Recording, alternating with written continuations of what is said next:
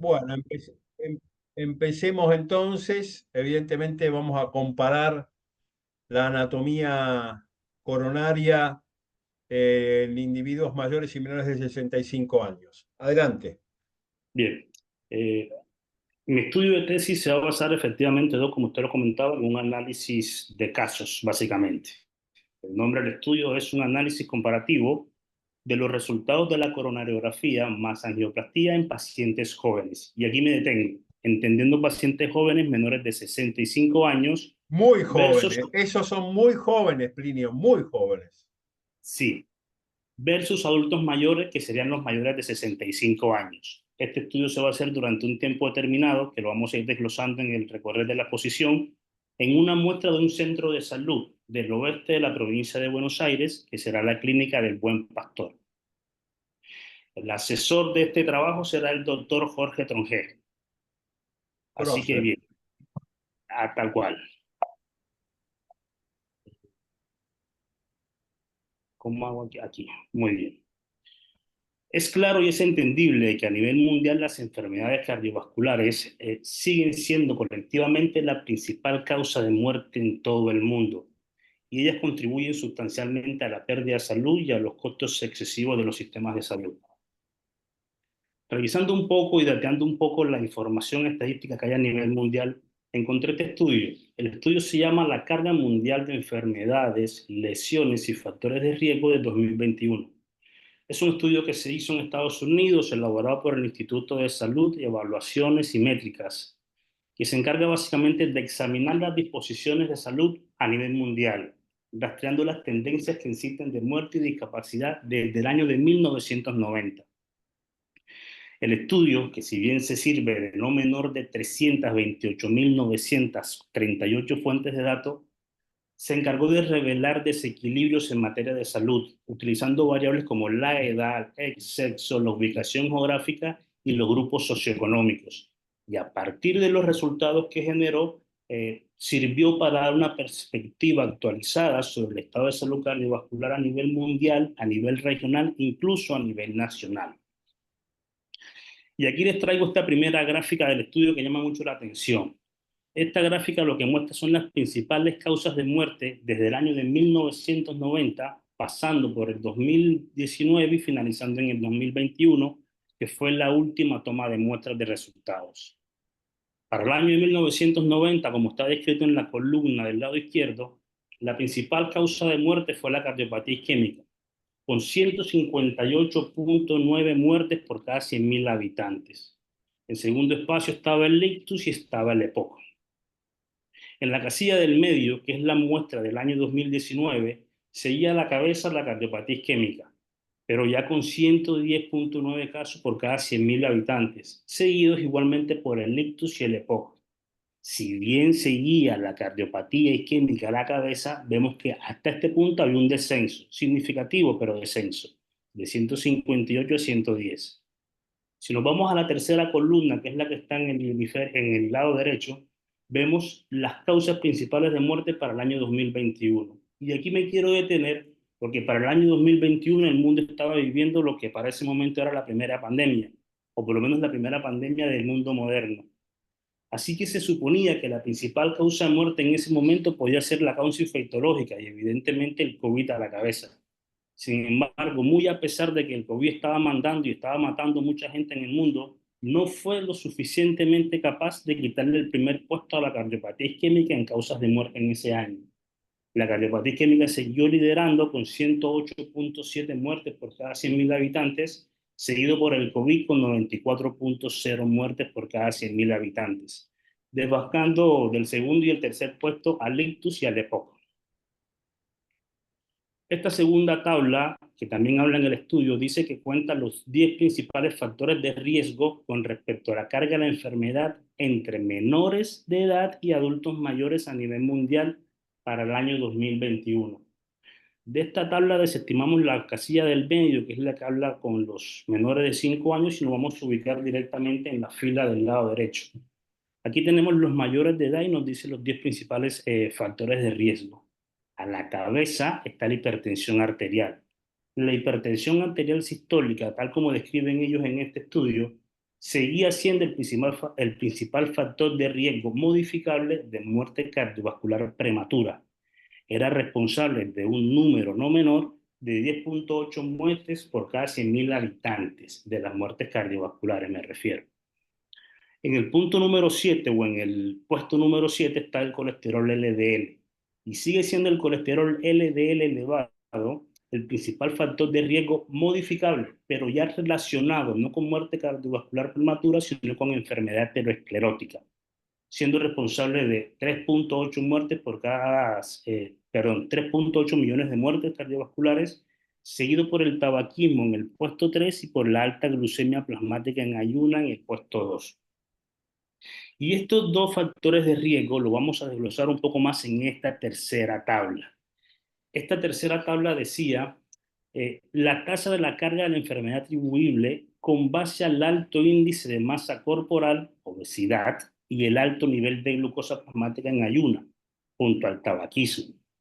Y vemos que en esta tabla, que arranca desde el año 2000 y finaliza en el año 2020, la tendencia es hacia abajo.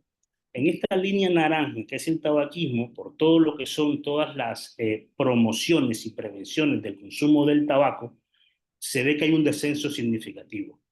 Pasa lo mismo con la hipertensión arterial sistólica, que probablemente este descenso se dé por el advenimiento de los nuevos antihipertensivos. Además de toda esta serie de programas de promoción y prevención a nivel mundial, que en la política pública y privada se está dando cuenta que si se interviene se logra descender. Y esto es una muestra de ello. Desestimemos la otra línea, que es la de bajo peso al nacer, que no nos interesa charlarla ahora. Pero lo importante acá es la línea esta violeta, que evidentemente es la que muestra la alta glucosa plasmática en ayuna. Y si bien no parece ser un aumento significativo, es un aumento significativo. Y la última línea es la línea de obesidad, la de alto índice de masa corporal, que desde el año 2000 hasta el año 2020, en todo lo opuesto a los otros factores de riesgo, son los que vienen en aumento. Más de las 3/3 partes del mundo, perdón, más de las 3/4 partes de las muertes ocasionadas por la enfermedad cardiovascular se dan en los países de ingresos bajo y medio. A la cabeza de esto no está Latinoamérica, evidentemente. A la cabeza de esto está Asia Central, que registró el mayor número de mortalidad total por enfermedad cerebrovascular, con un número no envidiable de 516 muertes por cada 100.000 habitantes. Asia Central, África Subsahariana Central, Europa del Este fueron las regiones donde hubo más carga de enfermedad por enfermedad cerebrovascular asociada a la hipertensión arterial sistólica elevada. Mientras tanto, todo lo opuesto se ve del otro lado del Pacífico. En lo que corresponde a la región de Asia-Pacífico, que sería lo competente aparte de Rusia, parte de las Islas Pacíficos, inclusive Australia y algo de la parte septentrional de la India, dicen que acá el riesgo de menor, como hay mejores ingresos económicos, dicen que disminuyó el riesgo de mortalidad. Y si bien en esta filmina dice que los máximos fueron 516.000, 76,6 muertes por cada 100.000 habitantes es un número menor, pero no deja de ser igualmente un número preocupante y alarmante.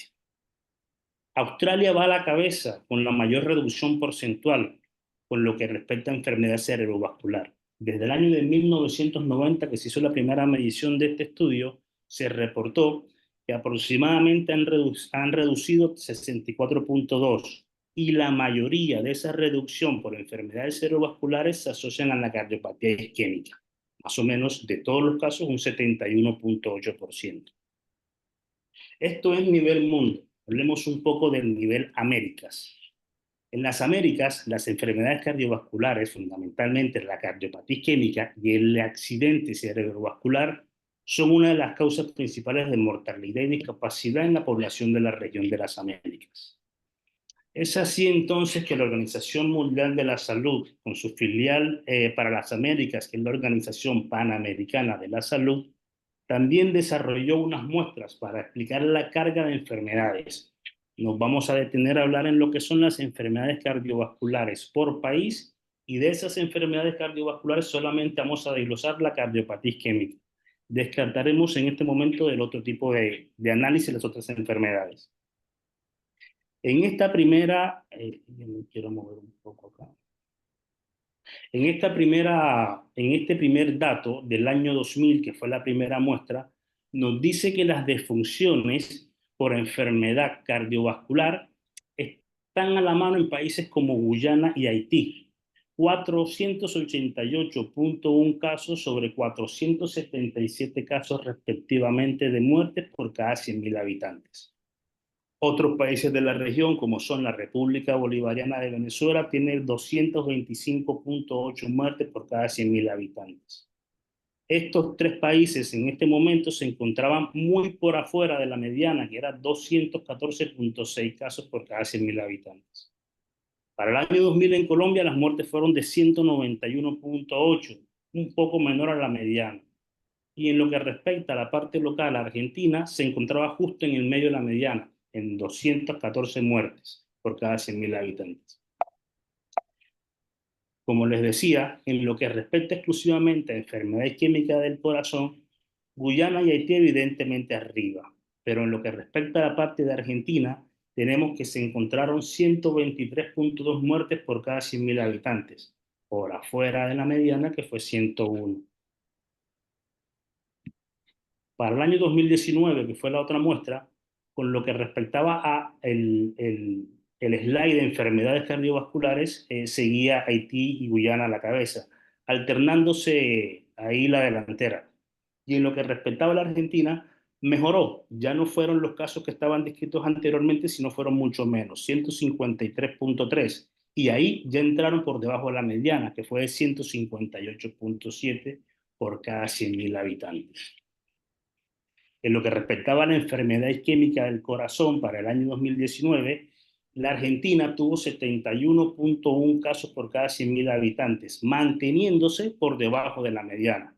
Dicho de otra forma, lo que evolucionó en la Argentina y en las Américas fue que desde el año 2000 al 2019 hubo descenso de la cardiopatía isquémica.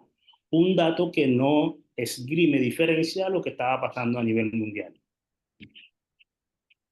Es así que entonces la Argentina pasó de tener 123.200 casos por cada 100.000 habitantes en el año 2000 a tener un descenso significativo, casi a irse a la mitad de los casos y solo tener 71.1 casos por cada 100.000 habitantes, permitiendo estar dentro de la mediana de las Américas. Es entonces que este descenso significativo estadístico se puede ver a muchas condiciones, pero vamos a tratar 5 fundamentalmente. La número 1 aparentemente es por la optimización del tratamiento médico en la enfermedad coronaria. Como lo dije en el pasado, el advenimiento de antihipertensivos de última generación, la aparición de anticoagulantes también de última generación y antiplaquetarios ayuda sí o sí para el mantenimiento y mejor control de la enfermedad coronaria. Otro dato son las mejoras en las actividades de promoción y prevención, enfocadas siempre en los factores de riesgo. Programas de promoción y prevención que se están produciendo cada vez más porque lo entendieron así los gobiernos desde la parte pública y la parte privada. Y eso va de la mano con el tercer punto, que son los programas de detección precoz para identificación de personas de alto riesgo. Evidentemente, todo lo que es promoción y prevención, como le hemos charlado en la primera charla con Camila, va a ser de vital importancia para corregir y para mejorar lo que son las cargas de enfermedad coronaria y la mejoría de la misma. El cuarto punto, claramente no se debe desestimar, es el poder de difusión que tienen los medios de comunicación en la actualidad, sobre todo lo que es el tema de redes sociales. Sin lugar a duda, la aplicabilidad que tienen las redes sociales a mejorar la conciencia pública y a reforzar todo lo que son cambios de vida saludable, ejercicios regulares, alimentación saludable, impactan sí o sí en la población.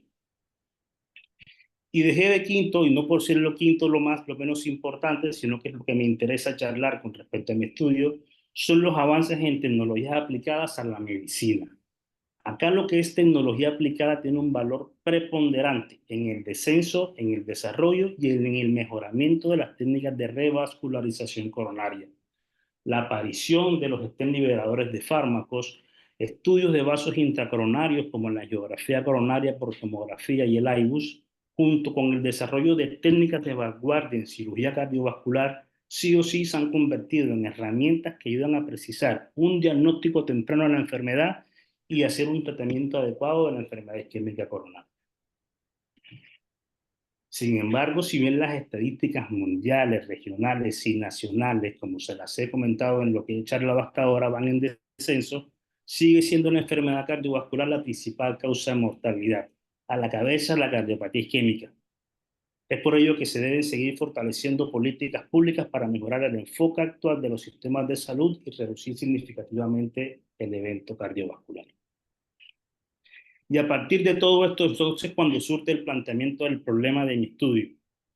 Y todo esto ya lo estuve comentando, que es que la cardiopatía isquémica es la principal causa de muerte en todas las edades, desde 107 muertes por cada 100.000 habitantes. Y como ello, han emergido múltiples intervenciones claves para el diagnóstico y tratamiento de la enfermedad. Y tal es el caso de las intervenciones coronarias percutáneas, como la coronariografía y la angioplastía, que se han convertido sí o sí en un tratamiento estándar para la revascularización. No hay un paciente con cardiopatía isquémica que no haya sido sometido a una coronariografía. Sin embargo, si bien los resultados de estos procedimientos pueden variar por distintas variables, valga la redundancia, no solamente suele ser el sexo del paciente, el tipo de enfermedad o factores de riesgo. También es importante analizar los cambios que pueden producirse en estos procedimientos con la variable edad. Y básicamente esto lo pienso porque la fisiopatología cardiovascular de los distintos pacientes en distintas edades es totalmente equidistante. No serán los mismos factores de riesgo, no serán las mismas comorbilidades y evidentemente no será la misma recuperación post procedimiento y respuesta al tratamiento.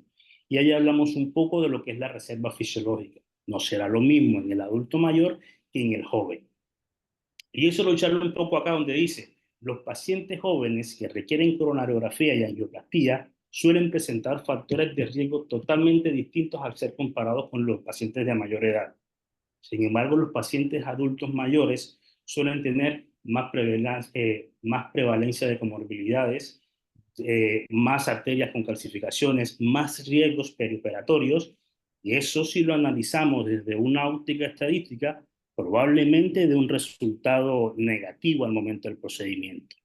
Y eso sí o sí va a influir entonces en tasas de complicaciones como pueden ser la restenosis, la trombosis del stent y la mortalidad a corto y largo plazo. Así que dicho esto, mi trabajo de investigación lo que propone es analizar de forma retrospectiva una corte de pacientes tratados con coronariografía más angioplastía coronaria en la clínica de Buen Pastor. Esto hace parte de San Justo, La Matanza, del oeste de la provincia de Buenos Aires. Esto se hará segmentado los datos exclusivamente por edades. La división de los grupos de estudio se hará con base a la edad. Es decir, habrá un grupo menor de 65 años y habrá un grupo mayor de 65 años. Y en estos grupos lo que vamos a comparar son los siguientes aspectos. Número uno, se evaluará o se analizará o se observará más bien las características de la enfermedad coronaria. Miraremos etiología y factores de riesgo de esos pacientes, anatomía coronaria, qué vaso se obstruyó, qué vaso se ocluyó, qué nivel del vaso se ocluyó, tipo de presentación clínica, si fue con elevación, si fue sin elevación, si es simplemente una angina o es un síndrome coronario crónico. Miraremos resultados de la angioplastía, resultados inmediatos y complicaciones inmediatas.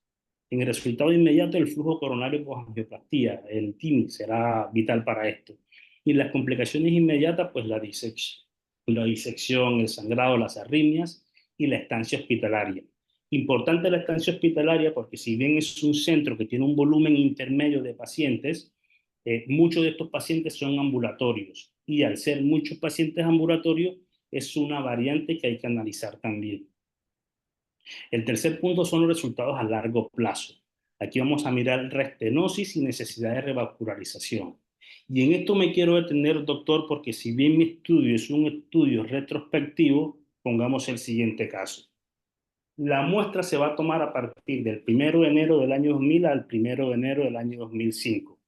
Pero es muy posible que en el momento de esa recolección de datos llegue un paciente que se colocó un stent en el 1900 y ese paciente llega por un dolor y se dan cuenta que lo que tienes es una restenosis. Si bien es un paciente que está llegando por una restenosis y es un paciente que viene con un seguimiento de 1990, hace parte también del estudio revisar la restenosis retrospectiva. No sé si me voy a entender.